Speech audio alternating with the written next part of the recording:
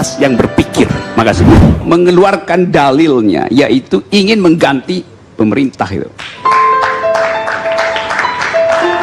Nah, kita hari ini dipanaskan oleh politik justru karena gak ada kejelasan apa sebetulnya yang sedang dipertengkarkan itu.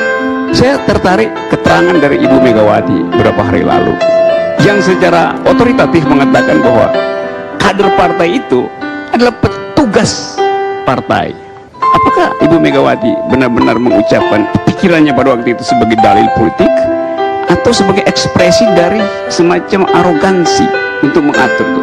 Gak pernah ada keterangan tentang itu, sehingga orang meraba-raba apa yang terjadi sebetulnya itu. Presiden adalah petugas partai. Presiden adalah petugas partai. Petugas partai. Karena memang dia di-brief oleh partai untuk mengucapkan kepentingan partai. Ucapan itu diselenggarakan dalam satu kultur yang feodalistik, sehingga orang bingung yang mana pesannya itu. Tuhan berdaulat di NKRI?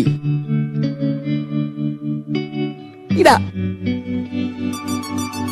Sepertinya ada banyak racun di tubuh republik ini, dan racunnya itu justru karena obatnya kebanyakan.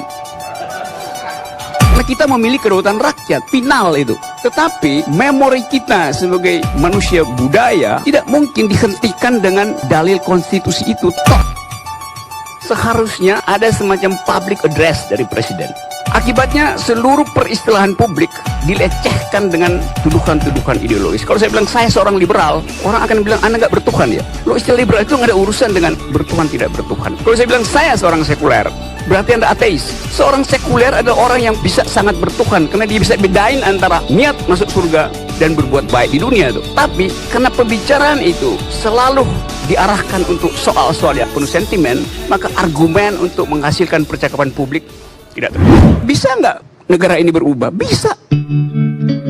Lo konstitusi bilang untuk mengubah diri saya ada syarat-syaratnya. Saya bayangin misalnya kalau di Monas ada spanduk kecil aja, bunyinya misalnya 2019 Jokowi Habib Rizik.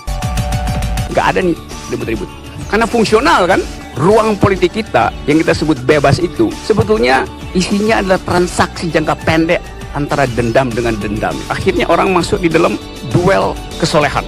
Lebih soleh siapa? Yang ada di Monas atau yang tidak ada di Monas? Negeri ini pernah punya obsesi dengan negara Islam. Sebutkan itu sebagai fakta tuh. Tetapi batas dari obsesi itu adalah konstitusi. Bisa nggak itu diwujudkan? Oh, itu soal pertandingan politik. Lain lagi soalnya tuh. 30 kali lipat ada di Monas. Tetapi kecerdasan politik, siasat politik tidak ditemukan, itu tetap sebagai fantasi itu. Dua orang ada di Monas dan berhasil untuk mengubah jadi kekuatan politik, ya berubahlah negara ini. Secara formal begitu, itu gunanya ada amandemen.